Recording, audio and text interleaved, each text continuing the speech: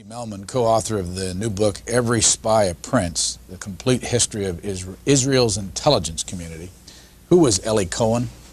Eli Cohen was an Israeli spy who penetrated the high echelons of the Syrian government in the early 60s, and he provided Israel with the best information available. What was so different about his intelligence activities? What made his story so famous? That he befriended the top echelons of the Syrian government, including the president of Syria. He became a friend of Syrian Air Force pilots, and he provided the information to Israel, and it helped Israel to win the war, the 6 Days War in '67. And later on he was arrested and hanged by the Syrians. So he's dead? He's dead, yeah. How did he do it? Well, he was of Egyptian origins. He was born in Egypt as a Jew. Later on in the early 50s emigrated to Israel, as many Jews do. Recruited by the Israeli intelligence, by the military intelligence, later on by Mossad. Trained by them. Received a new identity from his Israeli handlers as a Syrian trader, and he went to establish his identity, new identity. He went to Argentina, which used to have a huge Syrian community, and he befriended the Syrian community in Argentina, got their trust, and from Argentina, from Buenos Aires, was sent to Damascus, to Syria, operating as a legitimate merchant, but actually was an Israeli spy. Dan Raviv, co-author of Every Spy a Prince. What's the story about the Israeli intelligence community's ability to steal a MiG-21 from Iraq? Well, what they had to do was convince a pilot to do it in the mid-60s. The Israelis are very good at cataloging everything they possibly can about the chief officers of the armies of the Arab countries surrounding them. It often includes Air Force pilots. So dossiers are collected by Aman, that's Israeli military intelligence, about everything they can, personal lives, where they live, looking for points of weakness. Well, they found a man called Munir Redfa in Iraq, an Iraqi Air Force pilot. They found out that he wasn't quite happy about everything. Among other things, he was disappointed at the time or unhappy that Iraq was bombing Kurdish rebels, Kurdish minority villages, just like these days it happens as well. Well, anyway, the Israelis approached him through a woman. They sent a female agent to Baghdad. She befriended him, and it was, well, what in the intelligence business they call a honey trap. She lured him to go abroad to Paris. You know, come and in Paris you can have, you know, all my charms. And he did, and he already was suspicious that maybe she's an intelligence officer, but he was willing. And in Paris, she introduced him to Israelis, took him to Israel. The deal was done. $1 million, shelter. His wife and children, yes, he was married, also were smuggled out of Iraq. And the Redfas live in Israel now, new names, etc., got his $1 million, and more importantly, Israel and the United States, and everyone Israel wanted to share it with in the West, got a look at that MiG. So it's quite a feat, considered one of their best achievements. What got the two of you interested in doing a book? By the way, it said The Complete History of Israel's Intelligence Community. We met in London as working journalists, and that was in 1981. After a couple of years in 1984, we started writing articles for British and American newspapers here for the Washington Post. Most of our articles were dealing with the Middle East, with Israeli politics, but also with defense and security and intelligence related issues. Sometime along the way, we thought we have a story to tell. We are writing articles about the Middle East, about intelligence, strategic issues. Let's try to write a book about a story which, until then, I don't think has been told to the extent we wanted it to be told. And we decided that we would try to research for a book about the complete history of the Israeli intelligence, because until then, until this book comes out, other books had been written, but basically they are of glorifying nature, portraying the Israeli intelligence as supermen, not human beings. And we wanted also to convey the history of Israel and the problems facing the Middle East through the eyes of the intelligence community. So this book is not just about the history of Israel's intelligence, but also, to a certain extent, the history of the State of Israel and the history of the Arab-Israeli-Palestinian conflict. Where were you born and raised? I was born in Poland, but raised in Israel. My parents immigrated to Israel when I was 6 years old. That was in 1957. And all my upbringing is in Israel. I'm an Israeli citizen. I served in the Israeli army. I went to an Israeli university. Where are you now? I spent the last year at Harvard as a Nieman Fellow at Harvard University, and I'm going back to Israel to work as a journalist there. And by the way, when you go back to Israel, you still have military duty to do every year? Yes, as a reservist, up to 30, 40 days a year. Dan Raviv, where are you from? I'm a New Yorker, born in New York, raised in New York. City? Yeah, New York City, and my parents moved out to Long Island, where they are, and Harvard educated, but then moved overseas. Got a job with CBS News as a reporter in Tel Aviv. After 2 years there, moved to London, where I've been for the last 10 years with CBS News. We hear you mostly on the radio? That's right. There's some television work as well, mainly radio work for CBS. When did you first get interested in the intelligence story? In writing about Israeli politics with Yossi, writing some pieces for the Washington Post and other newspapers. And it was a repeated fact that a lot of the information came from, well, from Israeli leaks, from Israeli experts. And we were fascinated as well with how do they do it? How do they collect so much? How does it work? But also from time to time came across obvious flaws, obvious problems. I covered trials in Britain of Israelis who were smugglers, or even a kidnapping case where part of the defense was we were working for the Mossad, that kind of thing. And it made you wonder how much truth there is in that. And again, we all could go to the bookstore or the library and get a book called The Mossad or whatever, and they can be wonderful books, but it's just adventure stories that no one's looked at it seriously. That's what we decided to do. So no apologies for calling it the complete history. We certainly did our best. Is 1973 and the surprise of the Egyptian-Syrian invasion the biggest mistake the intelligence community has ever made? Yes, in terms of its impact on Israel, that was the biggest mistake. And it was a costly one. More than 2,000 Israeli soldiers were killed in the 73 war.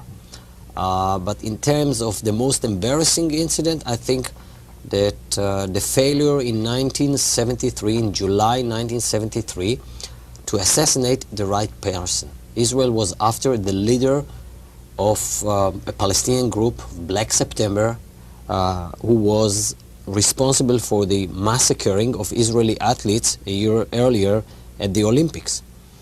And Israel, as Israeli intelligence, as ordered by the Prime Minister then, Golda Meir, was after him and after his associates.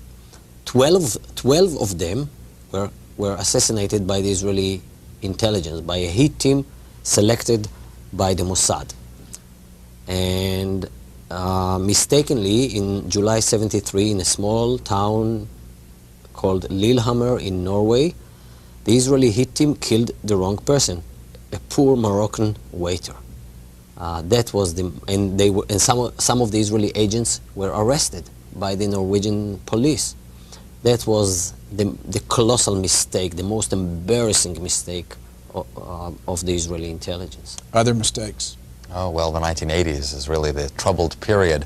Not trying to dwell on them, but finding an important pattern that occurred as political control became less effective. So the invasion of Lebanon in 1982, a decision made, of course, by Prime Minister Begin and his then Defense Minister Ariel Sharon to go into Lebanon, clear out the PLO, but based on faulty intelligence. The Mossad's belief that it had formed a wonderful partnership with the Christians of Lebanon, that they would fight alongside the Israelis, and it didn't happen that way, and Israel really paid the price for that.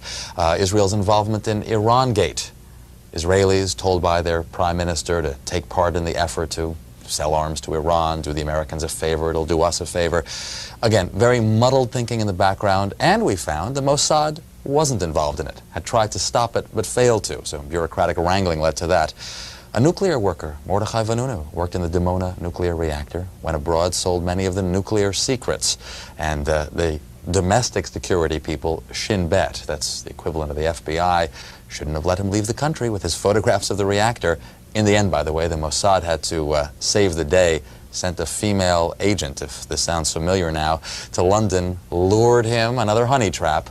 Vanunu was lured abroad to Italy and kidnapped, chained by the Mossad and brought to Israel. So in the 80s, again, it was a matter of damage control. Oh, and one last one, the Shin again, that sort of FBI agency, caught torturing and killing 2 Palestinians who had hijacked a bus, and then covering up the fact. So in the end, the Shin Bet director had to resign. It was a bad period, the 80s. And I even left one out, Jonathan Pollard, here in Washington, the American civilian analyst at the Navy who was caught spying for the Israelis. And that's been terrible embarrassment, largely because he was an American Jew.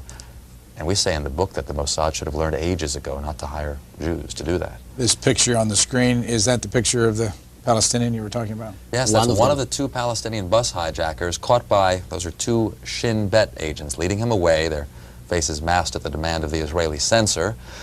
He's being led away. He's clearly alive. But later the official report said all the bus hijackers were caught dead because someone in the Israeli press had the guts to print that photo. The story came out that they had captured them and killed them. Now, maybe if it had been handled, you know, a la Watergate with an immediate apology by the authorities, they would have gotten away with it. But they kept denying and covering up. Here's a picture of Mordechai Vanunu. That's right. He's in jail right now in Israel? Yes, serving 18 years in jail. For selling those nuclear secrets. He went abroad. He said he was serving, you know, the cause of man, in effect, that the world should know that Israel has a nuclear weapon. But, well, I think maybe the judges actually listened to his reasoning because, if you will, he only got 18 years. I know I'm not going to pronounce this right. LACAM? Yes, that's Is that right. Yes.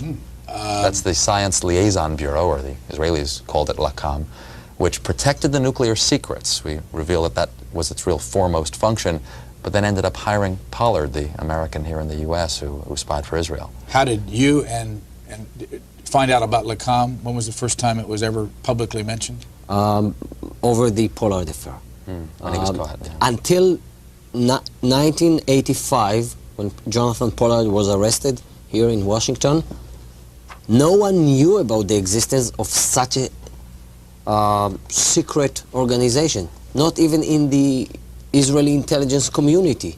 It was the most sacred secret of the Israeli intelligence, which is secret, generally speaking. And when Jonathan Pollard was arrested, and Israel had to apologize for the U.S. government, it was revealed that he was recruited and handled by LACAM, the SLB, the Science Liaison Bureau. And many eyebrows were raised in Israel. LACAM? We've never heard of. What's that? And it's a genuine agency, or it was, because it was disbanded right away. To please the Americans, Prime Minister Shimon Peres disbanded LACAM. Who does the same job that LACAM used to do now? Other people in the Defense Ministry. Its main job, again, protecting the nuclear program and also acquiring scientific and technological information from around the world. And there's no question the Israelis still have to do that. Let me ask you about this book. Can you buy this book in Israel today? Sure. It came out in Hebrew in Israel, and quite modestly, it is a bestseller in Israel as well. How much of what you tried to put in here was kept out by the censors? Very little, to be frank. I think we'd have to admit, it is very little. The chapters that Yossi wrote, which in effect came out of Israel, went through the military censor, and there was some haggling, and there always is that. It's a fascinating system of censorship. You can go to the censor and complain, why did you take out that paragraph and deal? But I think we have to admit... I had to submit my chapters to the Israeli censorship because I'm an Israeli citizen. He's subject to those laws. But you also have to admit that you know enough about the system that a little bit you censor yourself. For instance, we knew that there's no point. You can't name the current director of the Mossad. Why try? What's the point? So we didn't. Why won't they name... As a matter of fact, it's one of the interesting things in the front of the book here. I don't know whether James can get a tight shot of it. You list people who have run the different agencies, and right there near the one that's, I can't see the date, was it 1987? 1989. Just last year, the new director of the Mossad took over, and in parentheses we say, disclosure forbidden by Israeli law. What would have been the point? I'll be frank, we could have had his name, but what's the point? That's not the point of this book. I might land in a jail. Yeah, we'd miss Yossi terribly. Now, under this section here, the commanders of military intelligence, Aman, you see a name twice there that's now fairly famous, Chaim Herzog. Who is he, and what did he do? He is now the president of the State of Israel. And he came from intelligence background. He was trained by the British during the Second World War as an intelligence officer, operated in Europe. After the war, he immigrated to Israel, joined the Israeli army in 1948, and a year later became the second director of Israel's military intelligence, of Aman. Then he was assigned to Washington to work as the military attaché here at the Israeli embassy.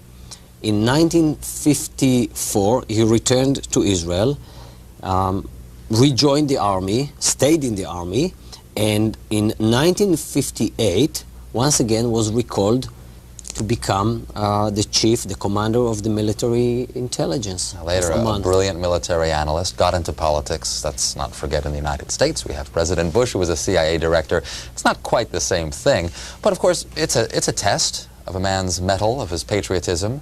Very much trusted. Did a great job in military intelligence, so people would trust him. He has a wonderful reputation. Prime Minister Shamir.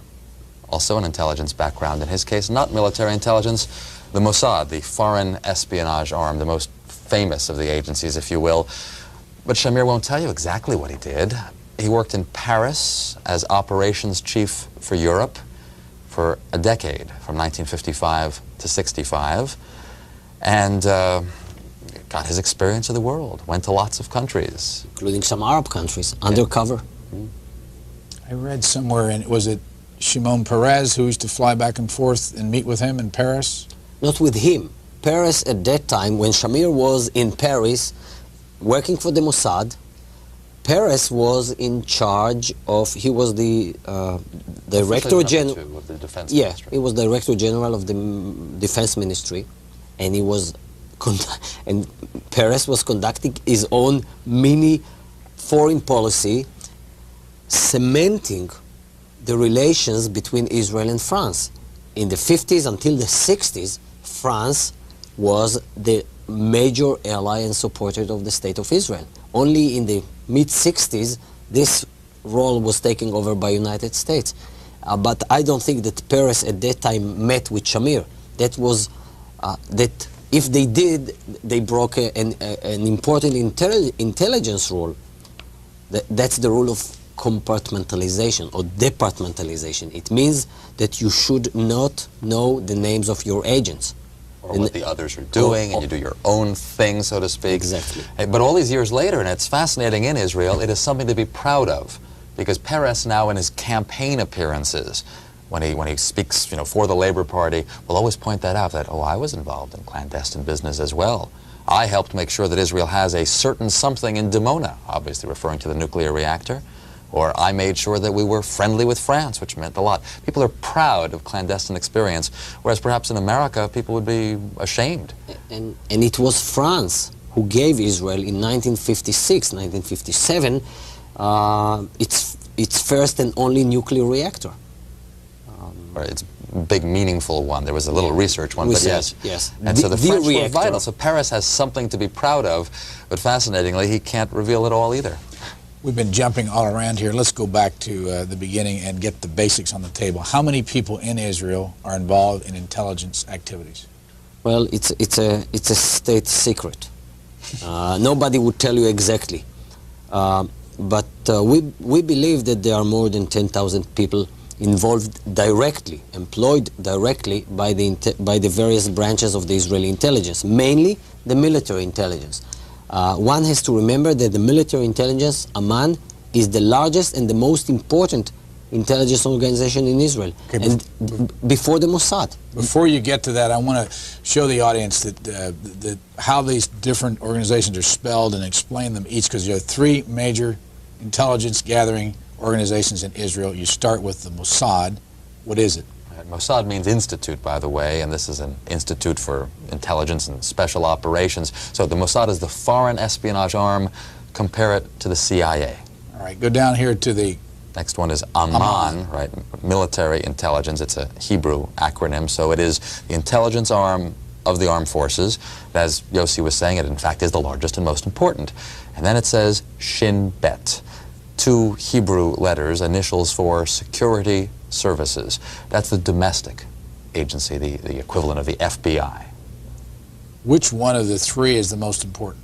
It would be Aman, the military intelligence. Nothing is more important than you're watching your Arab neighbors for actual movements of troops, how many tanks they have, where are the aircraft.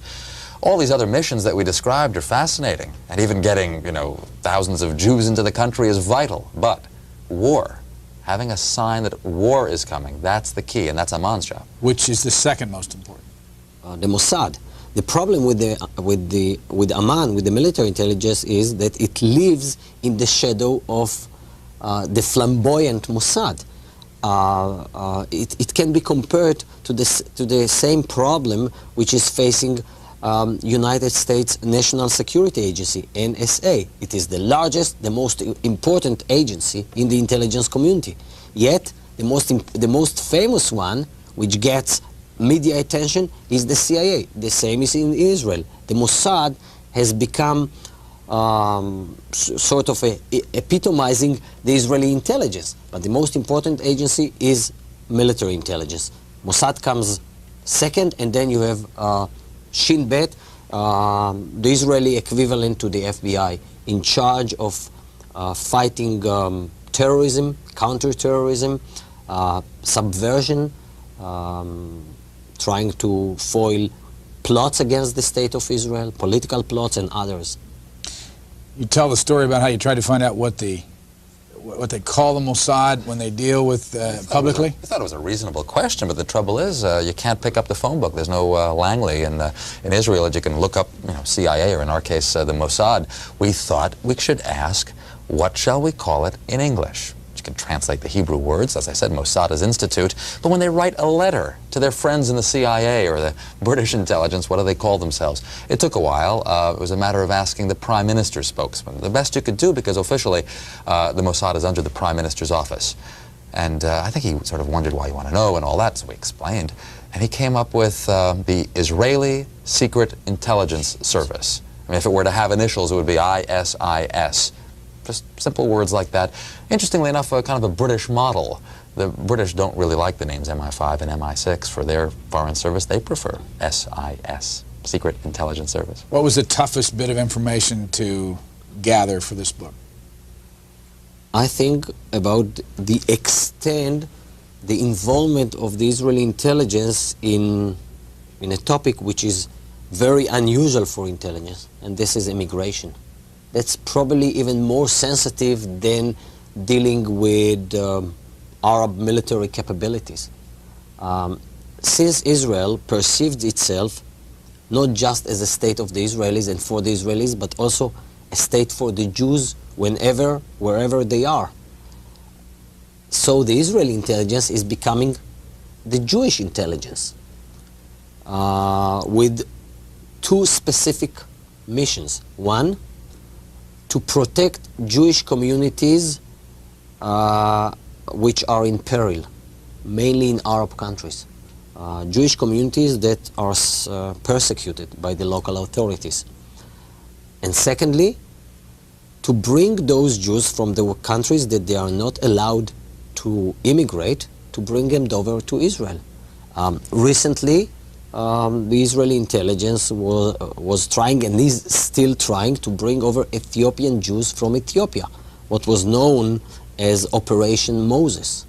So that, I think, was even more, it was tougher than researching for Mossad or for Aman. And there is a special unit dealing with Jewish immigration. First of all, how do you become a member of one of these intelligence gathering organizations, and who cannot be a member? Well, the latter question's hard to say. They ought to be open-minded, and they might be, but most of the agents or operatives that they recruit are from elite combat units. People, usually men in the Israeli armed forces, who prove their courage and their intelligence, their smarts in these units.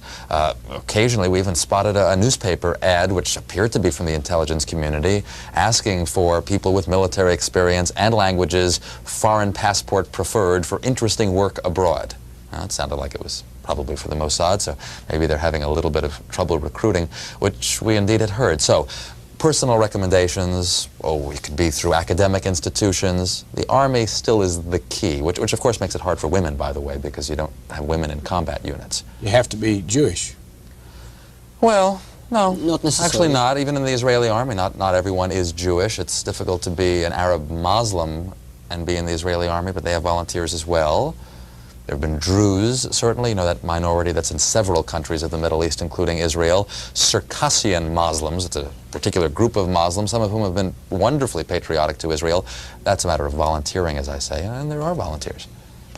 During a recent American involvement in Panama, I know at least in this network, there were a tremendous number of calls about an Israeli Mossad agent by the name of Harari. Mike Harari. Fellow with the dark glasses. Fellow with the dark glasses, right here. This is Mr. Noriega. Whatever happened to Mike Harari, and how did he get to be this man's intelligence assistant? Mike Harari was an intelligence officer for many, many years. He worked for the Shin, for the domestic security service in the early 50s. Later on he joined Mossad, the foreign arm of the Israeli intelligence. He became an operational officer for the Mossad. In 1972, he was selected by the head of the Mossad at that time, General Tzvi Zamir, to lead the hit team, which was after Palestinian terrorists involved in the Munich massacre of the Olympics. After the failure of 1973 in Norway, Mike Harari was not asked any questions.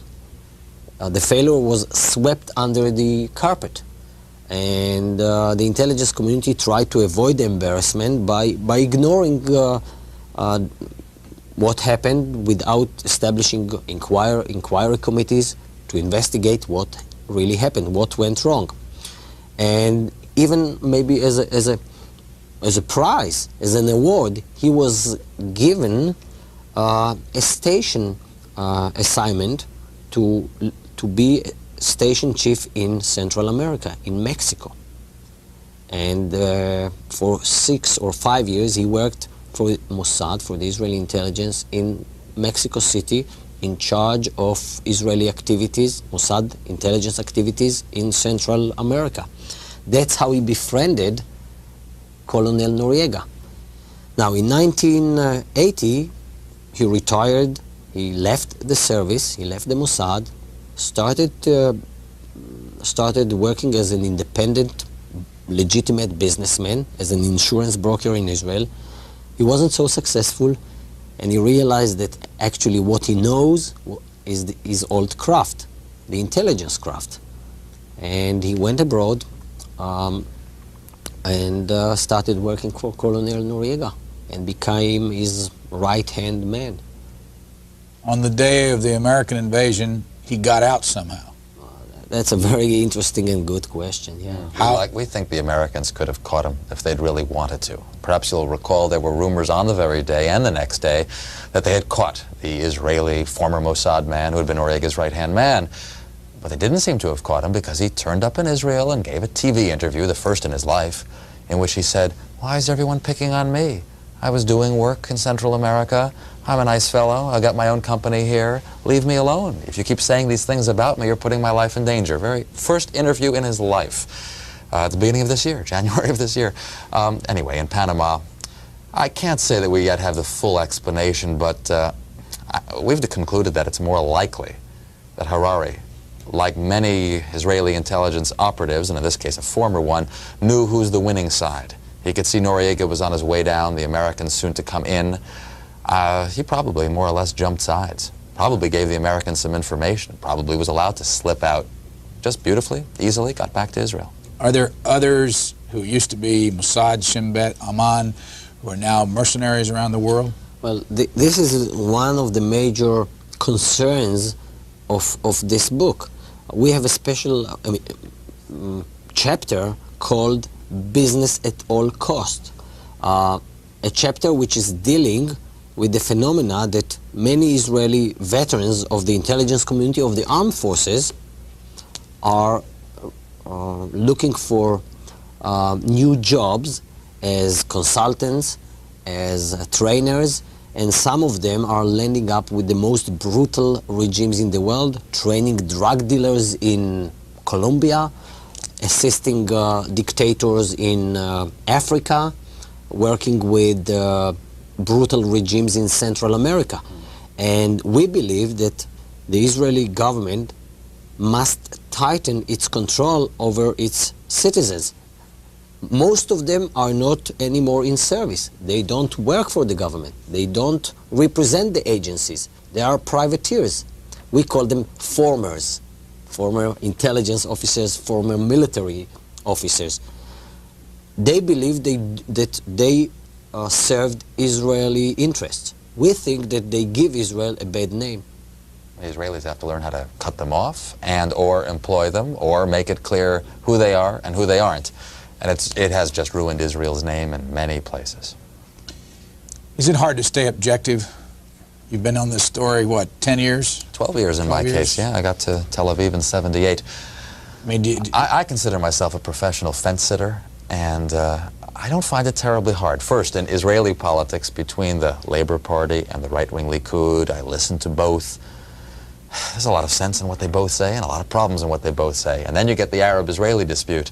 So no, I think I'm a fence sitter, and that especially for this project it was important not to bring a political bias to it, because so many people have great stories to tell, and if you just fit them together carefully, almost, if I dare say it, like an intelligence operative would do.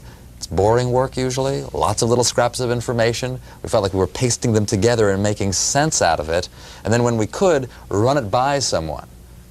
Bring it and say, is this the way it happened? And if it made sense, great. It wasn't a matter of politics. We try to avoid political judgment. We are professional journalists, and this book is not about politics. It's about the Israeli intelligence, and we have been trying to be fair and to judge each incident on the merits of it without any political bias. Well, let me deal with something that we get from our audience all the time. You're an Israeli citizen. Yes, and people that live in Israel become very much involved in the fight to survive.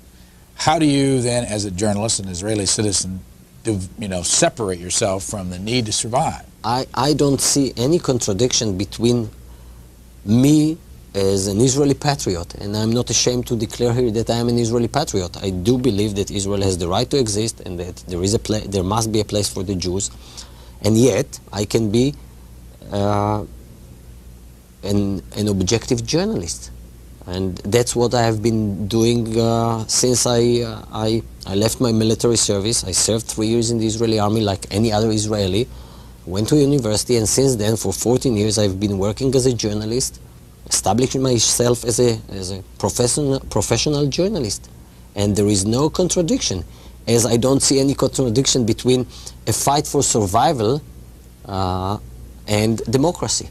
Israel is doing both, is fighting for its survival, sometimes rightly, sometimes with wrong policies, but yet trying to maintain democratic values. And maybe it's a unique case in the modern world. Intelligence service in Israel, you write about the last several years. Has the morale gone down, and has the capability gone down? Well, any intelligence fraternity is a reflection of its society, and Israel has had its problems. Some might call it the problems of middle age, but when I've said that before, I've been criticized by saying middle age. I mean, it's going to die in 30 years? I don't really mean that, but as the country became about 40 years old, it faced a new set of challenges, a brain drain, This affects the intelligence community, some of the best and brightest people leaving the country. Oh, questions about the values of society. Once a charming, small, socialist country that you felt sorry for, surrounded by a sea of Arabs, and now the world doesn't feel sorry for you, and all Israelis have to contend with that, including Israel's spies. They don't have the natural sympathy they had before in various countries where they wanted to operate in the past in Scandinavia. The case earlier that we said, the hit team that got arrested, the Norwegians did catch some, but went easy on them, let them go. I'm not sure they'd go so easy on Israelis these days. So there's that problem. Recruiting, not so much sympathy in the world, not quite as much sympathy at home either because of the string of failures in the 80s. Not all Israelis feel that comfortable with their secret defenders anymore. So they've got a lot of challenges. Now, some hopes. In the last 2 years, Israel has launched 2 satellites, experimental satellites. Both of them come in since, burned up in the atmosphere.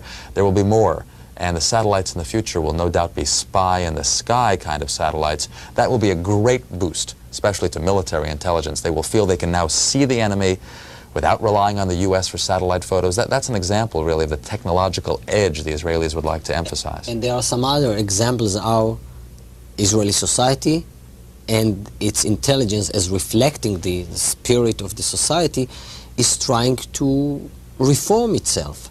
The Israelis were surprised 30 months ago by the Palestinian uprising. That the Palestinian people suddenly, after 20 years of Israeli occupation, said enough is enough, and are still involved in a struggle, in a civilian disobedience, sometimes getting sore and very violent.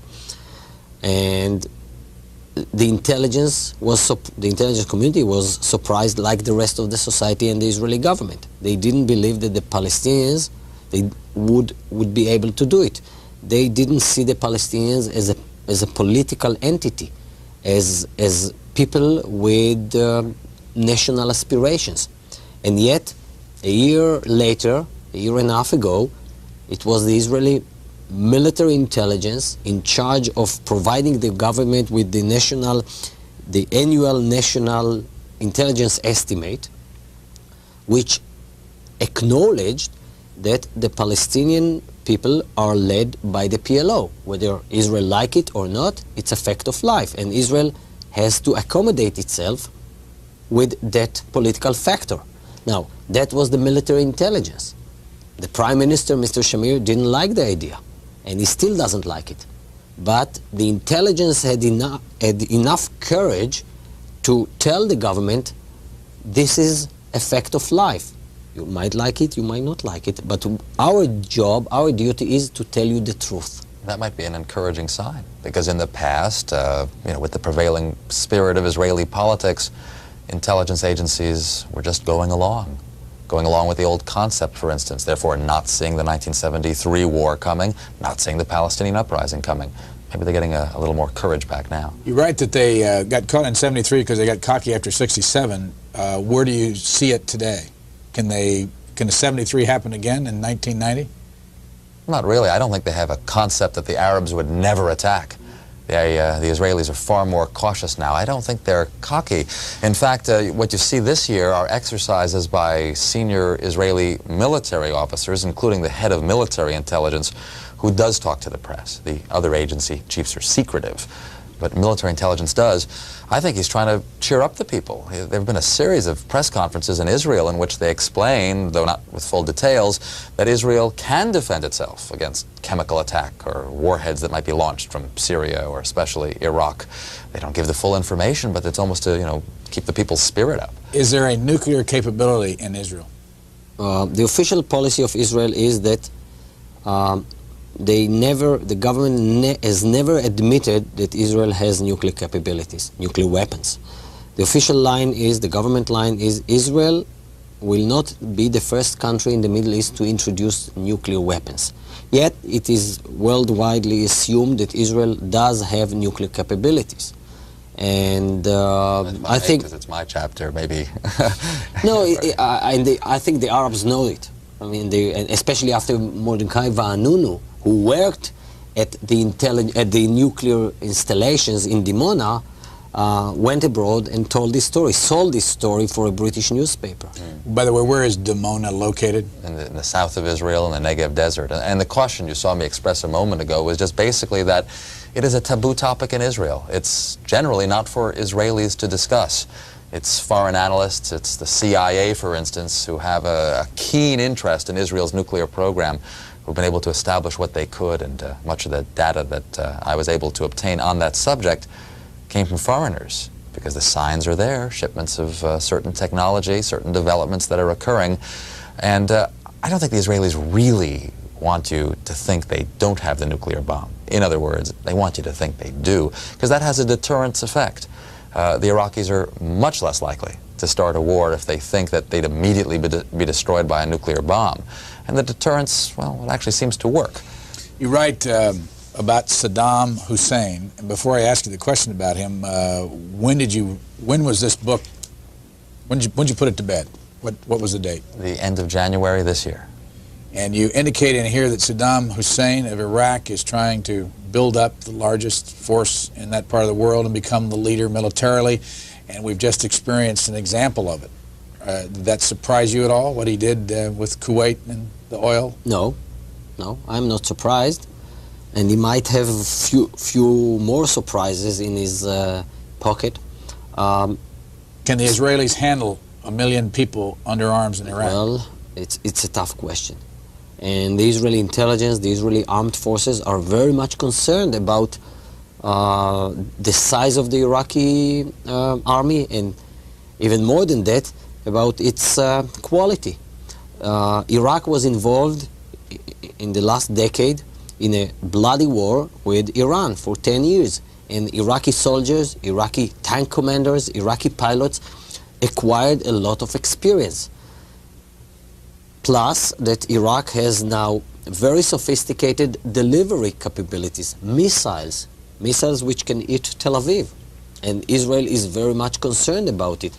Just recently, the Director General, or number 2 in the Israeli Defense Ministry, General Ivry, a former commander of the Israeli Air Force, said that he believes that Israel is not prepared psychologically and otherwise for the possibility that for the first time, the next war in the Middle East, if there is a war, and hopefully I hope that the war would not occur,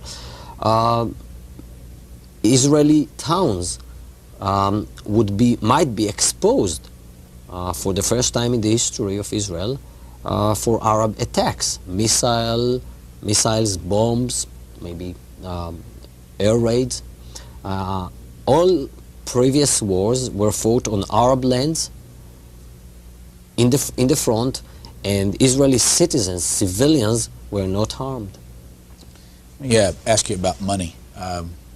Again, if you were seated right at this desk and we were taking telephone calls, by now the calls would come in saying the United States gives an extraordinary amount of money every year to Israel, and you'd hear figures all the way from 3.2 billion up to 10 billion, depending on how you calculate it. I want to ask Dan Raviv, how much money every year does the U.S. taxpayer give to Israel? I think basically it's the published grant and loans, and I know most of the loans end up being excused, of $3.8 billion is where it stands. That's what the Israelis are working on to keep it at the very least at 3.8. They no longer expect increases. Is that including the housing money for the immigrants?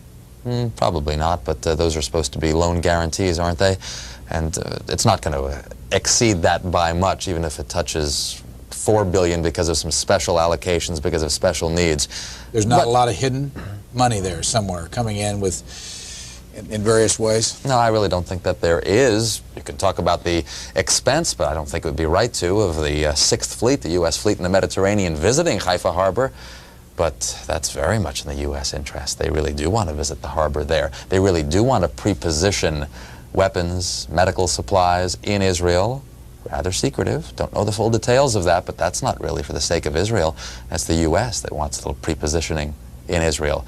I guess what I'm trying to say is, and I hear it all the time when I go to Israel, they don't want to tell me everything, but they're always trying to assure an American visitor, such as myself, that it's worth it. The U.S., you guys are getting the value. You are.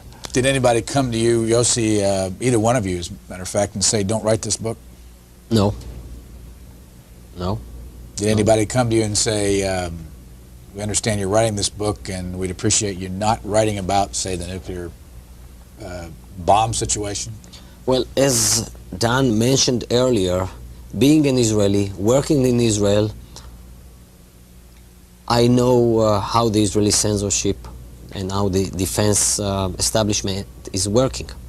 So there were certain elements which I believed that would endanger life, so I decided I wouldn't write about them, like naming Mossad agents working in Arab countries. I wouldn't do it. It's really endangering their life, and it's not necessarily to do it. Do you know that for a fact? Do you know who they are? There were some, well, I don't know all of them, and that's the way it should be, but at least I can think of one case when I self-censored myself when it comes to that kind of information. Are there any Arab intelligence agents that have ever been caught inside Israel? Oh, yes, but most of the attempts, compared with the sophisticated Israeli efforts to set up elaborate cover stories and plant people in Syria, as we discussed, and also in Egypt, the Arab efforts are kind of elementary. On the other hand, of course, those that are truly successful you never hear about, but the people who were caught, not too impressive. Not that many. I think we only have about 5 cases or so. Someone who came from Egypt, took another identity, moved there as a, as a Jew who was moving there. The concern by the Israelis is really much more, it has been with Soviet bloc penetration. Well, now there's not a Soviet bloc, but has been with that concern. They've been on the lookout for communist country penetration, always in the belief, and it was a valid one, that the Soviet Union would pass along almost everything it learned to Syria, or sometimes to Egypt, in other words, to Israel's enemies. So they're on the lookout for Soviet agents, and they still are. We have 10,000 and more Soviet Jews moving to Israel every month now that Gorbachev has opened the gates. It's a certain thing that there are spies, KGB spies among them.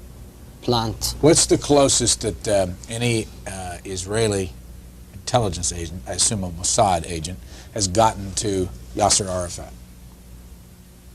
Well, Yasser Arafat was, for several years at least, in the early 60s and maybe even early 70s, top on the Israeli agenda. The Israeli intelligence wanted to get him. Assassinate him. And I think even, we talk about it in our book, even during the war in Lebanon, car bombs exploded near his headquarters. Aerial bombings seemed to take place only for the reason that he was reported to be in that apartment and they building. missed him. And he's a great survivor. And he survived endless attempts on his life, not just by Israeli agents. Also, he has a lot of Arab enemies, Palestinian extremists such as Abu Nidal, Syrian agents. On the other hand, there is a question, maybe it's a more of philosophical nature, which has been discussed by the Israeli intelligence. What good would it do if we kill the head of a terrorist organization? Sometimes maybe it's better to let him live, since we can deal with the devil we know rather than with the uncertainties of a replacement. And I think that the approach that is used by the Israeli intelligence is that when you are dealing with small, tiny terrorist organizations which are dependent heavily on the leader, it's like small gangs, then maybe if you kill the leader, you destroy the organization. But when it comes to larger groups like the one that is led by Yasser Arafat, it won't do any good by killing the leader. Dan Raviv, what's this picture? It's the other hand. There always is another hand in this business. It's a picture of a villa in Tunisia, near the capital, Tunis, where a Mossad team with special Israeli commandos landed from the sea just over 2 years ago and killed Abu Jihad, the number 2 man in the PLO. You see, that's on the other hand. It wouldn't do any good to kill Yasser Arafat, so the thinking goes, but to remind the PLO of who's really in charge, of the long reach of the Mossad, in April '88, one of the men who was organizing the Palestinian uprising was killed at his home in that villa in Tunisia. Dalkamoni, we've heard this name recently. There's been another book out on Pan Am 103. Here's a picture. It's a strange looking picture though. Yossi, explain why it doesn't look normal. Because this picture was taken by a hidden camera. Photographed of Dalkamoni. Which one is he? Far right. Yes, this one. This is Dalkamoni, the notorious Dalkamoni. It was taken by West German agents, trailed, shadowing him when he was in Germany, planning his attack on Pan Am. Now, it belongs in this book because the Germans were on to the so-called Dalkamoni cell, part of the PFLP General Command, a Palestinian terrorist group based in Syria. They were on to him thanks to Israeli tips. The Israelis were also watching the cell, wondering what they were up to. The conclusion reached, they wanted to blow up an aircraft, but they thought another aircraft. A flight from Spain to Israel was the target. So they felt very pleased when the terror cell, or most of the members, were arrested in October of '88, and that flight was safe. But 2 months later, the Germans had allowed most of the alleged terrorists out, and 2 months later, Pan Am 103 blew up. General question, we've about out of time. What have we not covered in here that you think the audience that will read this book will find fascinating? What elements of the book? I was surprised to find out what I would call the humanitarian side of the Israeli intelligence. And that's what maybe makes the Israeli intelligence so unique and so special. There is a special unit in Israel in charge of immigration. Try to imagine the CIA or British MI6 are involved in that kind of work. Since Israel is the state of the Jewish people, so is the Israeli intelligence, the Jewish intelligence, and he is trying to bring over Jews from countries like Iran, from some Arab countries, which don't allow them to immigrate. And this is a fascinating story. It's a very heroic story.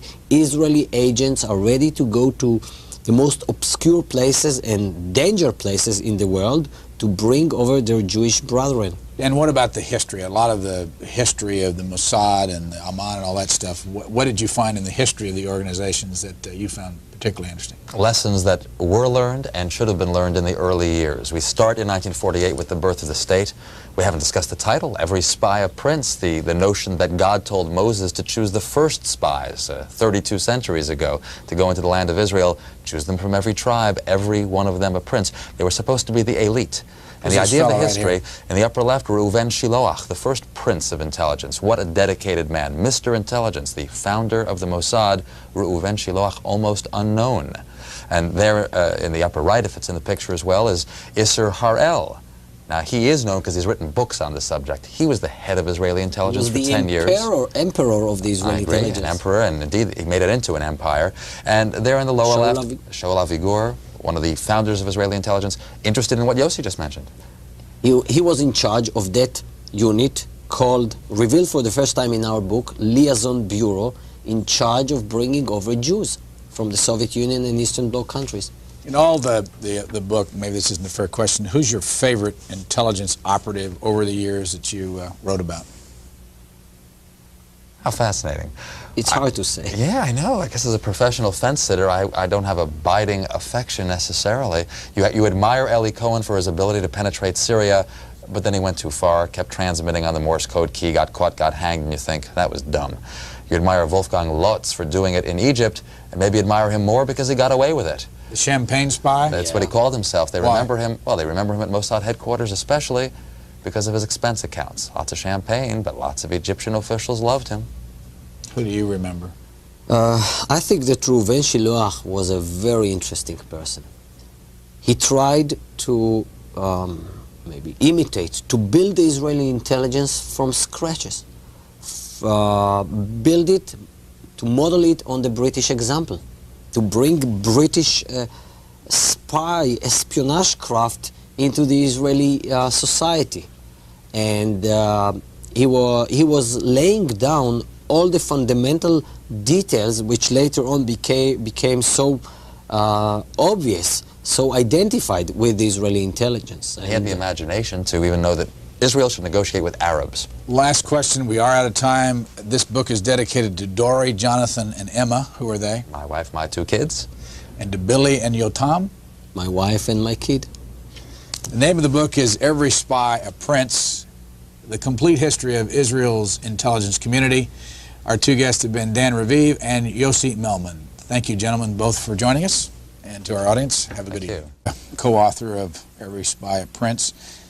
What's the story about the Israeli intelligence community's ability to steal a MiG-21 from Iraq? Well, what they had to do was convince a pilot to do it in the mid-60s. The Israelis are very good at cataloging everything they possibly can about the chief officers of the armies of the Arab countries surrounding them. It often includes Air Force pilots. So dossiers are collected by Aman, that's Israeli military intelligence, about everything they can, personal lives, where they live, looking for points of weakness.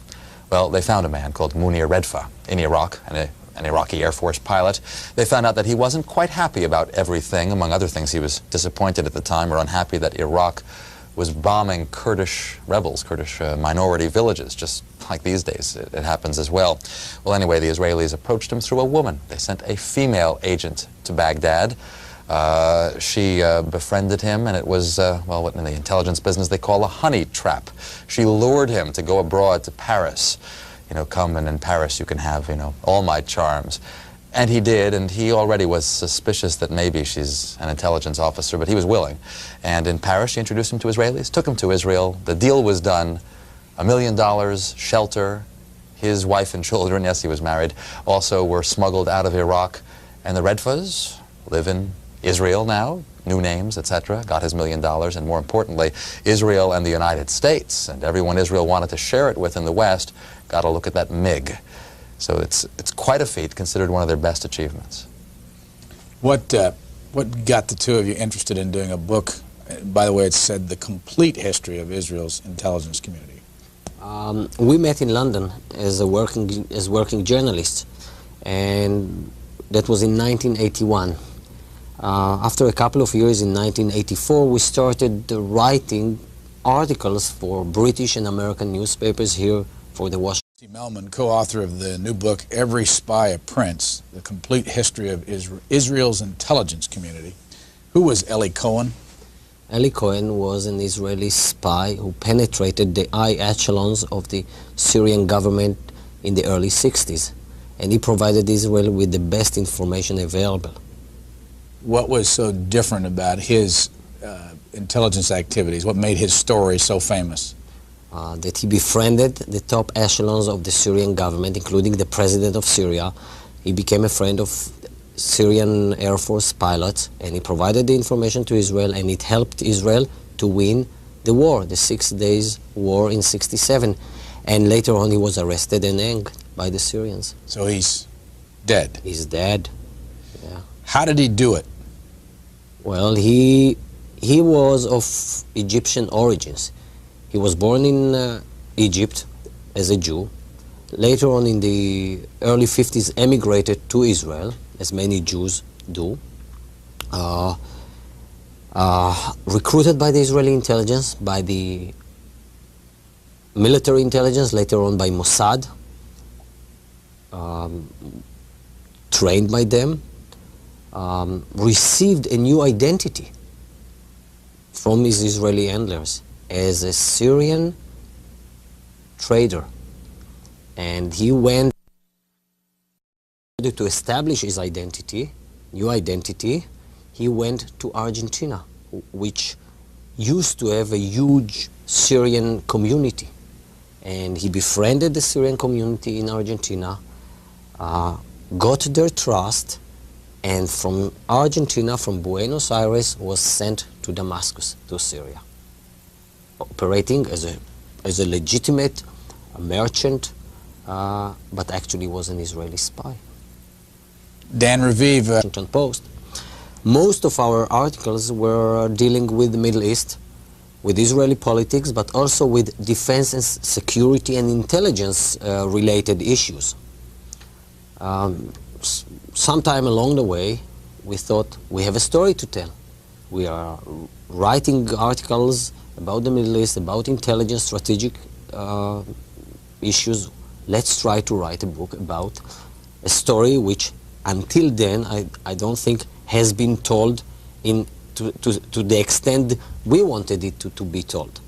And we decided that we would try to research for a book about the complete history of the Israeli intelligence, because until then, until this book comes out, other books had been written, but basically they are of glorifying nature, portraying the Israeli intelligence as supermen, not human beings. And we wanted also to convey the history of Israel and the problems facing the Middle East through the eyes of the intelligence community. So this book is not just about the history of Israel's intelligence, but also, to a certain extent, the history of the State of Israel and the history of the Arab-Israeli-Palestinian conflict. Where were you born and raised? I was born in Poland, but raised in Israel. My parents immigrated to Israel when I was 6 years old. That was in 1957. And all my upbringing is in Israel. I'm an Israeli citizen. I served in the Israeli army. I went to an Israeli university. Where are you now? I spent the last year at Harvard as a Nieman Fellow at Harvard University, and I'm going back to Israel to work as a journalist there. And by the way, when you go back to Israel, you still have military duties? After the leader of a Palestinian group, Black September, who was responsible for the massacring of Israeli athletes a year earlier at the Olympics. And Israel, as Israeli intelligence, as ordered by the Prime Minister then, Golda Meir, was after him and after his associates.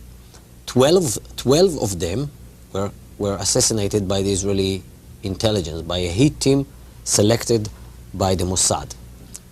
And mistakenly, in July 73, in a small town called Lillehammer in Norway, the Israeli hit team killed the wrong person, a poor Moroccan waiter. That was and some of the Israeli agents were arrested by the Norwegian police. That was the colossal mistake, the most embarrassing mistake of the Israeli intelligence. Other mistakes? Oh, well, the 1980s is really the troubled period. Not trying to dwell on them, but finding an important pattern that occurred as political control became less effective. So the invasion of Lebanon in 1982, a decision made, of course, by Prime Minister Begin and his then Defense Minister Ariel Sharon to go into Lebanon, clear out the PLO, but based on faulty intelligence. The Mossad's belief that it had formed a wonderful partnership with the Christians of Lebanon, that they would fight alongside the Israelis, and it didn't happen that way, and Israel really paid the price for that. Israel's involvement in Iran-gate. Israelis told by their prime minister to take part in the effort to sell arms to Iran, do the Americans a favor, it'll do us a favor. Again, very muddled thinking in the background, and we found the Mossad wasn't involved in it, had tried to stop it, but failed to. So bureaucratic wrangling led to that. A nuclear worker, Mordechai Vanunu, worked in the Dimona nuclear reactor, went abroad, sold many of the nuclear secrets. And the domestic security people, Shin Bet, that's the equivalent of the FBI. What did you do every year? Yes, as a reservist, up to 30, 40 days a year. Dan Raviv, where are you from? I'm a New Yorker. Born in New York, raised in New York. City? Yeah, New York City. And my parents moved out to Long Island, where they are, and Harvard educated, but then moved overseas. Got a job with CBS News as a reporter in Tel Aviv. After 2 years there, moved to London, where I've been for the last 10 years with CBS News.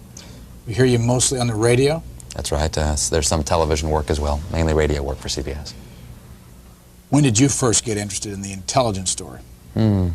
In writing about Israeli politics with Yossi, writing some pieces for the Washington Post and other newspapers. And it was a repeated fact that a lot of the information came from, well, from Israeli leaks, from Israeli experts, and we were fascinated as well with how do they do it? How do they collect so much? How does it work? But also from time to time came across obvious flaws, obvious problems. I covered trials in Britain of Israelis who were smugglers, or even a kidnapping case where part of the defense was we were working for the Mossad, that kind of thing. And it made you wonder how much truth there is in that. And again, we all could go to the bookstore or the library and get a book called The Mossad or whatever, and they can be wonderful books, but it's just adventure stories. That no one's looked at it seriously. That's what we decided to do. So no apologies for calling it the complete history. We certainly did our best. Is 1973 and the surprise of the Egyptian-Syrian invasion the biggest mistake the intelligence community's ever made? Yes, in terms of its impact on Israel, that was the biggest mistake. And it was a costly one. More than 2,000 Israeli soldiers were killed in the 73 war. But in terms of the most embarrassing incident, I think that the failure in 1973, in July 1973, to assassinate the right person. Israel was